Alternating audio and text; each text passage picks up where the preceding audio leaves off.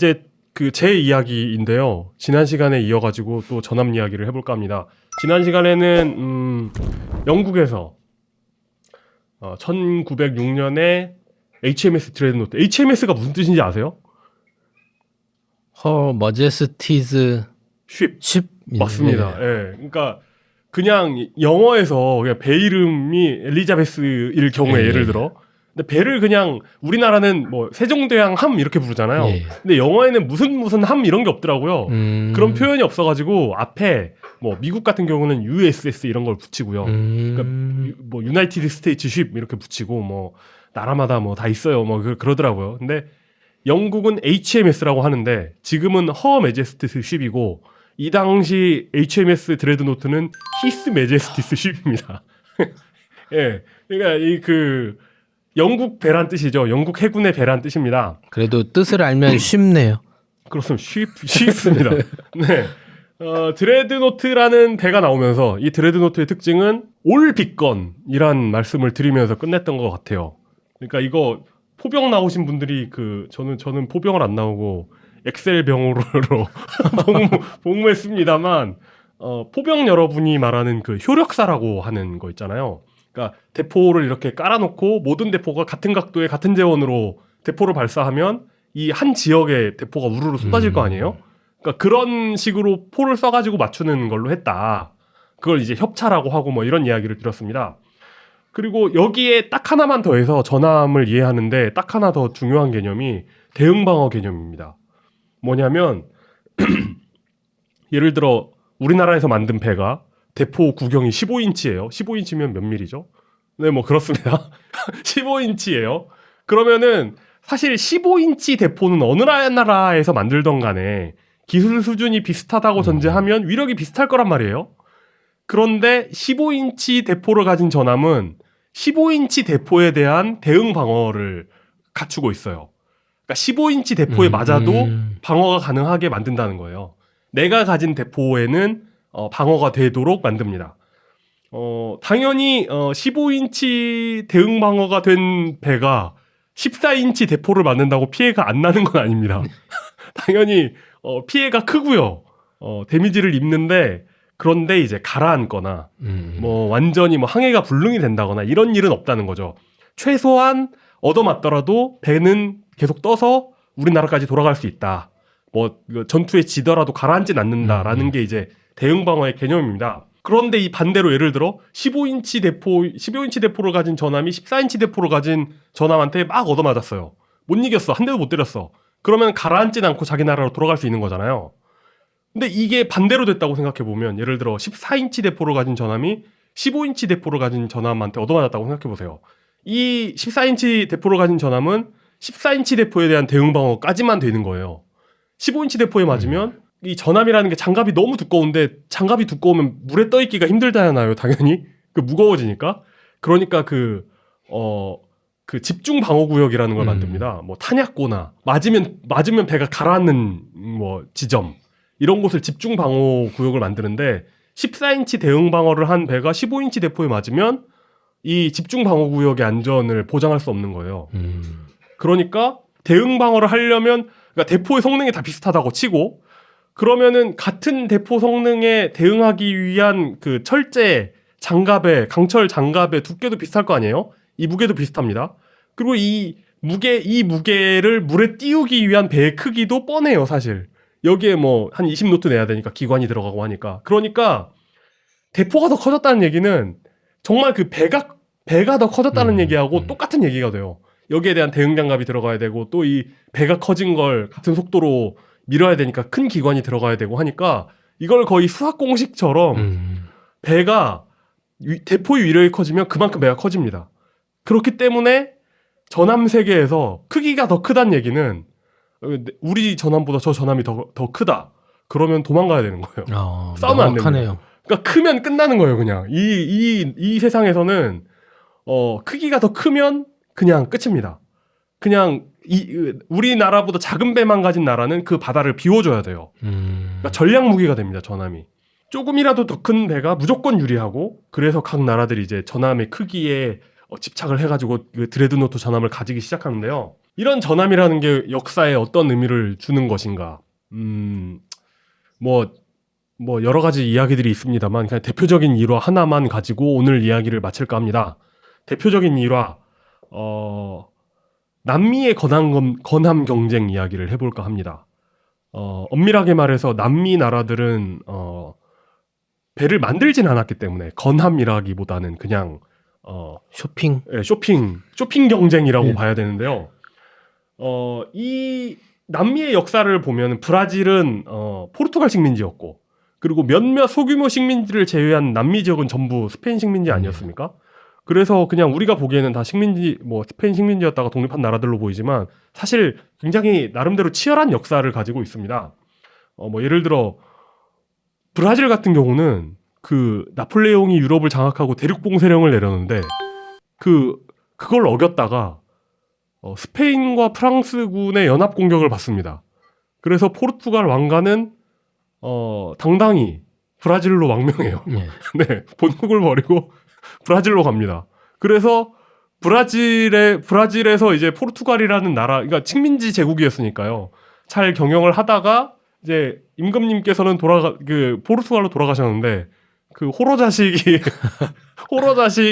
페드로 1세가 전 아버지가 싫어요 하면서 브라질 제국이 독립하면서 이제 브라질의 이제 독립된 역사가 시작이 브라질 되거든요. 갈 때 올 때 다르다. 네, 그렇습니다. 그래서 페드로 1세의 그 브라질 제국이 성립되고 반면에 이제 다른 스페인령 식민지들은 이런 과정은 없이 이제 각자 나라마다 이제 지역마다 뭐 어떤 사정을 가지고 이제 스페인으로부터 독립운동을 해가지고 독립을 쟁취해 나갑니다. 19세기 말이 되면 이런 남미의 리즈 시절이 찾아옵니다. 아르헨티나의 경제적 리즈 시절 이때입니다. 지금은 뭐 아르헨티나 뭐 경제적으로 망했네 안 망했네 뭐 잘 사네 못 사네 이러고 있지만 이 당시 아르헨티나의 리즈 시절을 다루고 있는 문화 콘텐츠 알고 계신 게 하나 있으시죠? 엄마 찾아 산말리입니다. 아, 거기 보면 마르코가 이탈리아에서 아르헨티나로 돈 벌러 간 엄마를 찾아가지 않습니까? 아, 그러니까 이탈리아인들이 그런 그 문학 작품의 소재로 쓰일 정도로 아주 흔하게 아르헨티나로 돈 벌러 가던 시절이었습니다. 그러니까 그 대부분 이렇게 돈 벌러 가는 건 못 사는 나라에서 잘 사는 나라로 돈 벌러 가는 거잖아요. 그러니까 정말 이 네. 아르헨티나의 리즈 시절이었습니다. 저 사실 만화 영화로 봤기 때문에 계속 네. 엄마를 찾아가는 건 알겠는데 얘가 네. 어디를 가는지는 기억이 잘 안 났어요. 그게 아르헨티나였군요. 그런가요? 그 만화에서 마르코가 저는 엄마를 찾아 아르헨티나로 가요. 이 얘기를 매회 하거든요. 매회. 그래가지고 도대체 아르헨티나 왜 가는 거야? 막 이랬었는데 아르헨티나 어디야 도대체? 막 이랬었는데 어쨌든 이 유럽 스타일 제국으로 시작한 브라질과 아르헨티나는 시작부터 좀 사이가 안 좋았습니다. 일단 지금의 우루과이를 브라질이 무력으로 점령하다가 아르헨티나랑 전쟁을 해가지고 결국 우루과이가 독립하는 뭐 이런 일도 있지 않았습니까? 그런데 20세기가 되면서 브라질은 자기네들의 해군이 이 경쟁국인 아르헨티나와 칠레보다 못하다는 사실을 깨달아요. 왜냐하면 아르헨티나와 칠레는 이미 19세기 말에 건함 경쟁을 자기들끼리 했거든요. 그 파타고니아 지역에 영유권을 놓고 해군 막 그 군비 경쟁을 합니다. 막 전함을 막 영국과 미국에서 엄청나게 사들여가지고 근데 아르헨티나가 브라질하고 전쟁을 할 때 자기네들 브라질이 그 우위에 있었거든요. 해군력이 우위에 있어가지고 아르헨티나를 해상 봉쇄하면서 재미를 좀 봅니다. 그런데 이제 아니 이러다가 또 전쟁 나면 이제 우리가 역으로 당하겠는데 하는 위기감을 느끼게 됩니다. 이게 19세기 말 20세기 초의 상황이고요. 브라질은 당연히 우리도 좀 배를 사와야겠다. 라는 고민을 하고 있던 1906년에 영국에서 HMS 드레드노트가 나왔던 겁니다. 근데 그러니까 칠레와 아르헨티나가 가진 배들은 드레드노트 이전 세대, 전 드레드노트 전함이었던 거죠. 근데 아니 뭐야 이 드레드노트만 뜨면 끝나겠는데? 라는 생각을 브라질이 하게 돼요. 그래서 영국에 12인치 대포 12문이 달린 12인치면은 뭐 위력은 세지 않지만 대포가 많이 달렸기 때문에 이 남미에서는 막 14인치, 16인치까지는 필요 없다고 생각을 했던 거예요. 그래서 적정한 화력을 가진 드레드노트 전함 2척을 주문합니다. 그래서 아르헨티나와 칠레는 굉장히 충격을 받아요. 드레드노트라는 게 있는데 저게 뜨면 우리는 게임이 안 되는구나. 우리가 가진 배 뭐가 가도 이길 수가 없구나. 라는 걸 깨닫고 충격을 받습니다. 그래서 그러니까 진짜 약간 핵미사일 같은 거죠. 아, 그렇네요. 드레드노트급 전함이 떴다. 그러면은 전쟁이 나면 우리 해군은 숨어 있어야 되는 거예요. 이 배들이라도 지키려면 이 전함에 도전하지 않고 이렇게 숨어 있어야 되는 거예요. 그런데 이 배의 이름은, 그러니까 브라질이 구입한 배의 이름은 미나스 제라이스라는 배와 상파울로였습니다. 그래서 막 이제 막 아르헨티나, 칠레가 막 큰일이 나니까 브라질이 이거 괜찮은데? 라고 하면서 추가로 한 척을 더 주문을 합니다.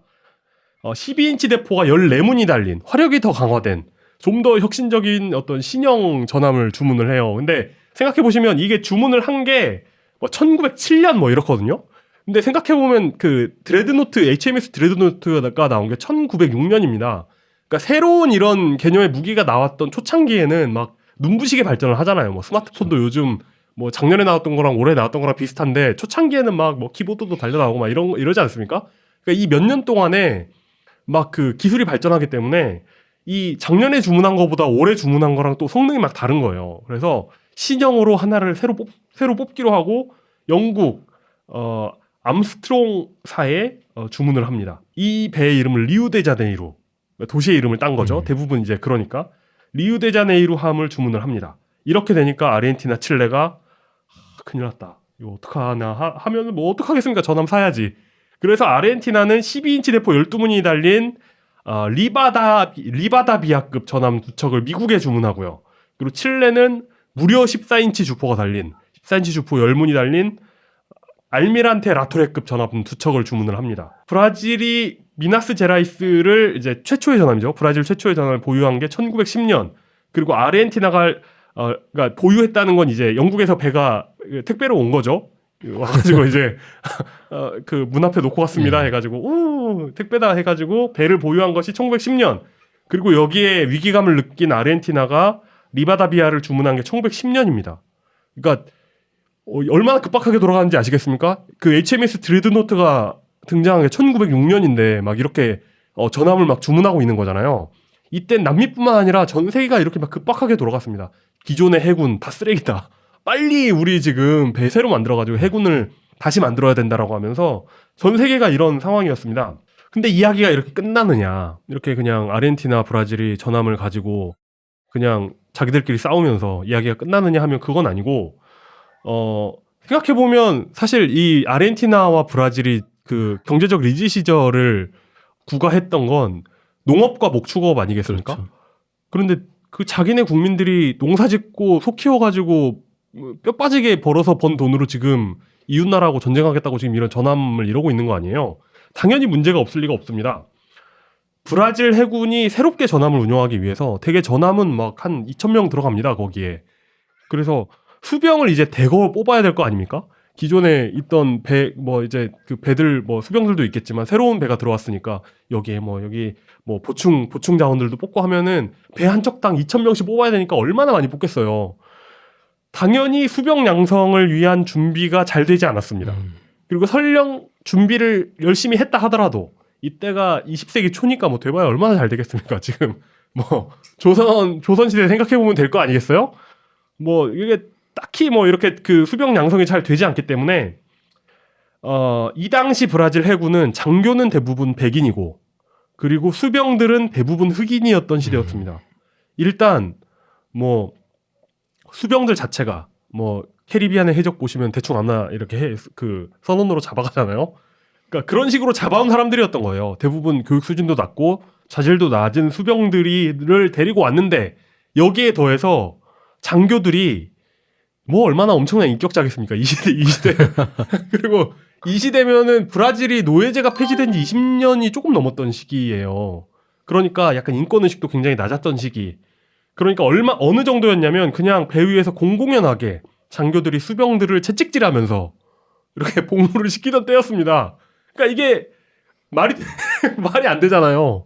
그러니까 이런 최신형 전함을 뽑아가지고 그 위에서 노예제로 배를 노예선으로 최신형 갤리선 최신형 갤리선 개념으로 이걸 돌리고 있었던 겁니다. 그러니까 아직 인종차별이 굉장히 심했고 가혹행위도 너무나도 심했던 전함이었습니다. 그 어떤 그 상황이었습니다. 그래서 여기에 결국 차별과 가혹행위를 어떤 견디지 못한 일반 선원들이 반란을 일으킵니다. 근데 당연히 반란이 성공하려면 쪽수가 많아야 되잖아요. 쪽수가 많은 건 전함입니다. 한 2,000명 있거든요. 그래가지고 최신 전함 미나스 제라이스에서 1910년 11월, 그러니까 최신 전함 취역한 지 10개월이 될까 말까한 그 최신 전함에서 선상 반란이 일어납니다. 이 반란이 심각해져가지고 신형 전함 미나스 제라이스뿐만 아니라 같이 뽑은 상파울루도 이 반란 세력이 장악하게 돼요. 그래서 브라질이 가지고 있는 주요 전함 전체가 이 반란 세력에게 그 장악당하게 됩니다. 그런데 생각해 보세요. 이 당시 전함은 뭐라고 할까요? 이 당시 무슨 반란 진압을 위해서 헬리콥터를 띄울 수 있었겠습니까? 뭐 이때 비행기는 있었나요? 근데 헬리콥터를 띄울 수 있는 것도 아니고 무슨 뭐 잠수함이 있는 것도 아니고 제압할 수 있는 방법이 없는 거예요. 그냥 우주 왕복 무슨 그 ISS를 장악한 거하고 다를 바가 없는 거예요. 어떻게 손을 댈 수 있는 방법이 없는 겁니다. 선상 반란은 당연히 그러니까 전함을 이길 수 있는 건 전함밖에 없는데 전함이 두 개 다 붙여 있는 전함이 다 제압을 당했으니까요. 협상의 여지가 없이 다 사형 뭐 이렇잖아요.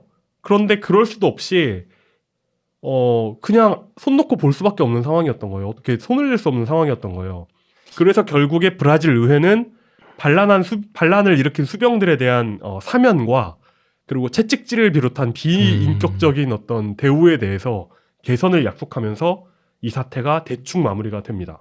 사고를 치려도 크게 쳐야 된다는 교훈을. 광복절 특사 이런 거에도 나오잖아요. 네. 사고를 치려면 뭐 탈옥 이 정도로 끝낼 게 아니라 그냥 뭐 교도소를 장악하거나 뭐 이런 식으로 돼야 된다는 교훈을 주는 건데 어쨌든 그건 진짜 교훈이 아니고요. 여기에서 브라질은 두 가지 영향을 받게 됩니다. 두 가지 강력한 영향을 미치게 돼요. 일단 국가 자체가 해군을 믿지 못하게 됩니다. 믿을 수 있겠어요? 내가 지금 이게 전함이 한두 푼도 아니잖아요. 지금 최신 무기고 이게 지금 한 나라에 뭐 한 척 가지면은 뭐 이웃 나라에서 뭐 10분 1명 내에 대서특필되는 그런 무기인데 이런 게 이렇게 간단하게 장악이 된다고 하면서 해군을 믿지 못하게 돼요. 전함이 방치됩니다. 그리고 뭐 일단 해군 엘리트들이 그런 수병들을 통제할 수 있다는 자신감도 모두 잃어버렸고요. 그리고 수병들도 뭔가 이것도 틀리는데 뭐 한번 해볼까 뭐 이런 생각도 해보지 않겠습니까? 이러니까 브라질이 해군에서 손을 놓게 됩니다. 실질적으로 손을 놓게 돼요. 그리고 이런 인종차별이나 이런 게 이거 까딱하다가는 큰일 나겠구나 하는 마음 어떤 생각을 심어주게 됩니다.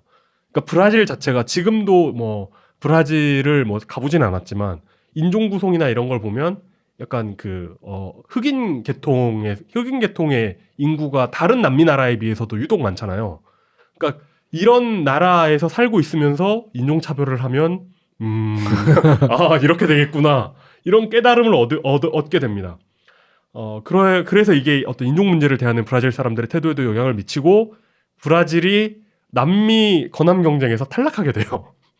자, 이렇게 되니까 브라질은 더 이상 건함 경쟁을 할 의지를 상실했고요.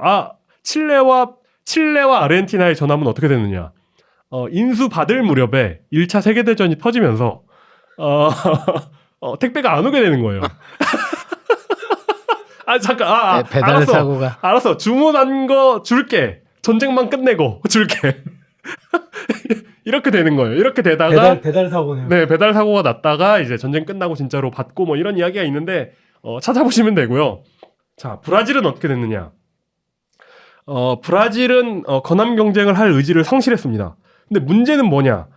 근데 브라질이 이런 건함 경쟁 의지를 상실하고 뭐 이렇게 되니까 일단 이 남미 건함 경쟁 자체가 그냥 나가리가 되고요. 여기서 문제는 뭐냐? 브라질이 건함 경쟁에 흥미를 잃기 직전에 주문해 놓은 암스트롱 화이트호스 조선소에 주문해 놓은 리우데자네이루 함이 열심히 건조 중이었다는 사실입니다. 그러니까 1912년 무렵에 브라질 국내에서도 막 이렇게 우리 이제 해군은 이제 치가 떨린다 이제 그냥 우리 평화롭게 살자 이런 생각을 하기도 했지만 또 이제 불황까지 닥치면서 브라질은 이 당시에 해군의 신형 전함을 도입할 의지도 능력도 모두 상실한 상태가 됩니다. 자, 이제 이렇게 되니까 큰일이 난 건 영국이죠. 계약했는데 잔금 안 줘도 됩니까? 그러니까 그냥 배째라인 거예요. 난 이제 전쟁도 싫고 이제 돈도 없어 우리 이제 그냥 알아서 해 그냥 알아서 해라 그냥 뭐 너네가 뭐 끓여 먹든 삶아 먹든 알아서 해라라고 하니까 영국이 이제 큰일 난 거예요. 이거 돈 떼이게 생겼는데 지금 이거 뭐 한참 만들던 상황이니까 영국이라고 해가지고 그런 큰 배 최신형 전함 지금으로 치면 핵무기인데 뭐 핵잠수함이나 뭐 이런 건데 이런 걸 감당할 돈이 있는 게 아니거든요. 이런 걸 뭐 계약이 취소되면 뭐 그냥 뭐 우리가 보조금 줄게 뭐 이렇게 할 수 있는 영국도 그런 사정이 아니기 때문에 영국도 이 리우데자네이루를 어떻게 할지 고민을 하기 시작합니다. 이걸 그냥 영국 해군이 갖다 쓸까? 라고 하기에는 12인치 포를 가진 전함은 이 당시에 약간 퇴물이었거든요. 영국에서는. 남미에서는 최신이었지만. 그래서 영국 해군에서도 받아주기가 좀 그렇고. 그리고 그렇다고 또 어디 팔 데를 찾아볼까 했더니 사줄 나라라고는 뭐 독일 정도?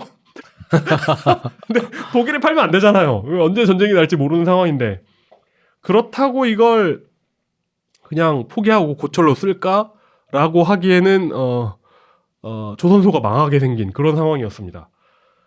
자, 이때 천사처럼 나타난 나라가 있었으니 오스만 투르크입니다. 네, 오스만 제국은 당시에 그리스랑 에게해 제해권을 놓고 다투고 있는 중이었거든요.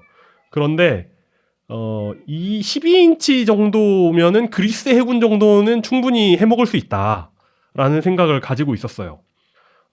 그래서 구매 의사는 가지고 있었는데 딱히 이제 뭐 주문을 넣어놨는데 이게 뭐 지금 뭐 온 세계가 지금 건함 경쟁 중이기 때문에 주문을 한다고 바로 올 수 있는 게 아닌 거예요. 그래서 다 품절이고 그래가지고 뭐 예약만 걸어놓은 그런 상태였는데 아니 이런 매물이 생겼네 갑자기 만들다만 전함이 있는데 금매. 금매가 떴는데 딱 우리가 원하는 스펙이네? 우리가 살게라고 했던 겁니다. 그래서 이 배의 이름은 리우데자네이루는 1914년 1월 오스만 제국으로 주인이 바뀌면서 술탄 오스만 1세 함이 됩니다. 여기에 더해서 오스만 제국은 영국 비커스 조선소에 오스만 제국 사상 두 번째 전함이 될 그 전함을 또 추가 주문을 넣어요. 그러니까 얼마나 이 오스만 제국이 해군 전력 증강에 절실했는지 알 수 있는 거죠. 그런데 생각해 보십시오. 이 당시에 오스만 제국 상황이 어땠는지 대충 세계사를 공부하신 분은 아시겠지만 망해가던 상황이었거든요. 근데 어디서 돈이 나서 전함을 이렇게 두 척이나 제꺽 샀느냐. 전 국민 모금 운동을 해서 샀습니다. 나라를 살리자. 우리 술탄을 위하여 우리가 사재를 털어서 그래서 뭐 국민 성금으로 뭐 구입된 뭐 전투기 뭐 이런 거 있잖아요. 그런 것처럼 국민의 성금으로 전함을 산 거예요. 영국에 있던 금매 전함을 사게 된 겁니다. 그렇기 때문에 술탄 오스만 1세 함, 구 리우데자네이루 이 함을 이제 오스만 제국 국민들은 이제 우리나라도 전함 보유국이 되는 드레드노트 보유국이 되는구나 해가지고 막 고대하고 있던 1914년 7월 세계 1차 세계대전이 터집니다. 이 당시 참고로 오스만 제국은 영국의 모든 잔금을 지급한 상황이었고요. 그래서 오스만 제국 수병들이 그 술탄 오스만 1세 함의 승선에 있는 상황이었습니다. 이제 진짜 배송만 하면 끝나는 상황. 근데 전쟁이 터지면서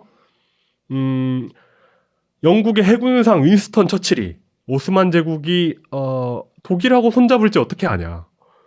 우리의 적국이 될지 모르는 나라다라고 하면서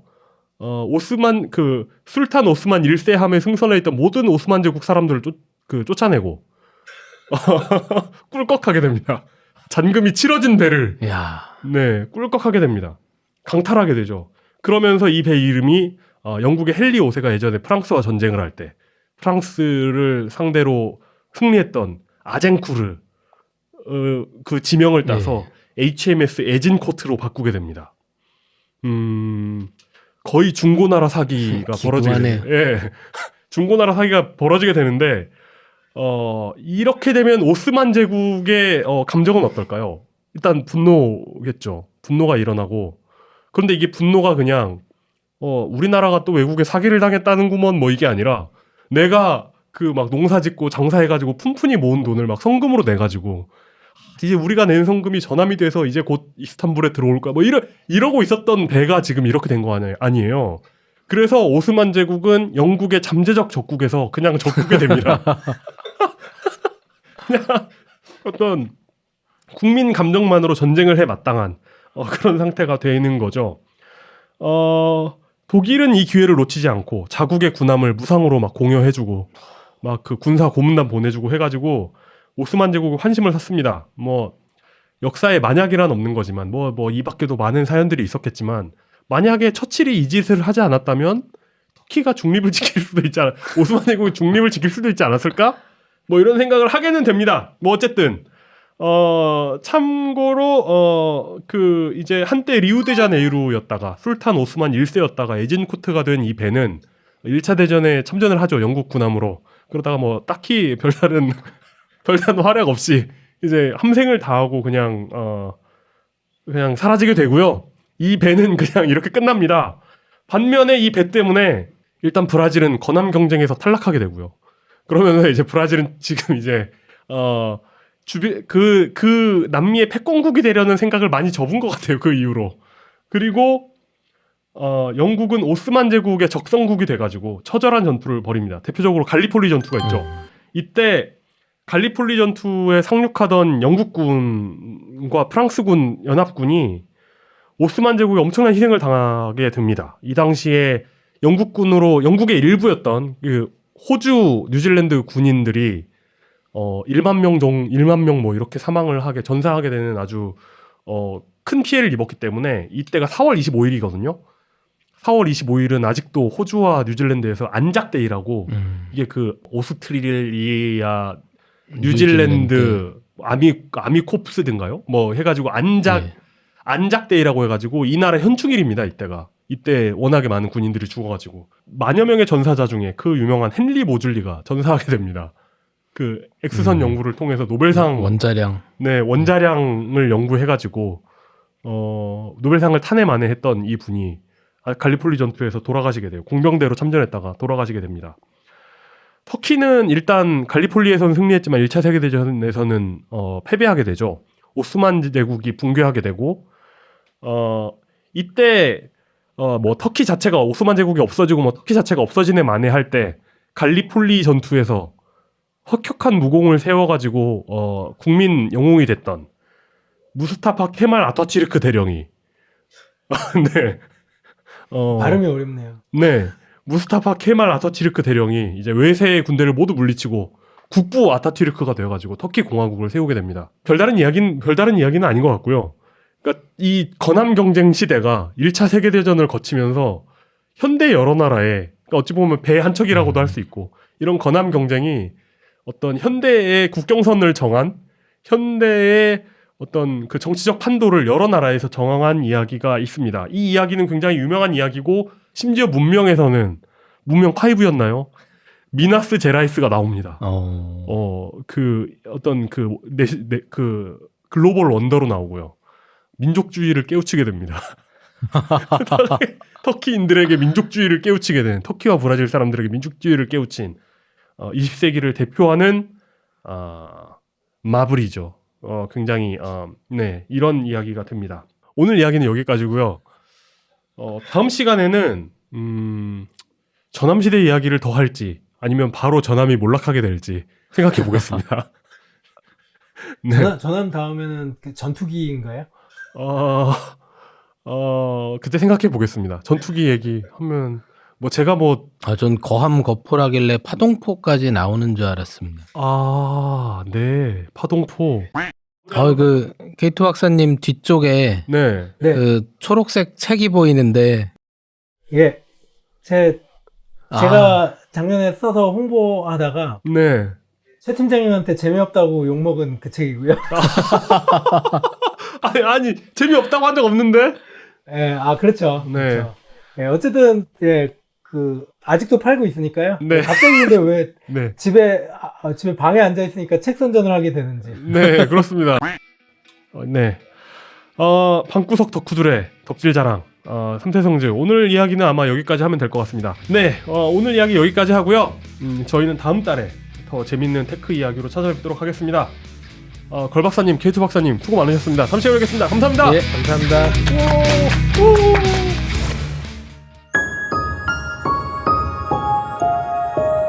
오!